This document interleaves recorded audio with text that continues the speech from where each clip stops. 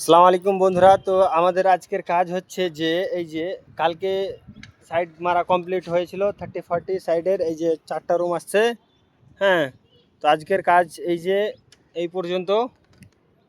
নিচে নিচন থেকে মাল মানে সম্পূর্ণ মালগুলো যেগুলো মেটেরিয়ালস আছে, মেটেরিয়ালস উঠিয়ে উপরে উঠিয়ে বন্ধ করেছি, মানে 4জন আর কি। হ্যাঁ, তো বন্ধ করার পরে এই সাইডে আউটের যে বটমটা আসে,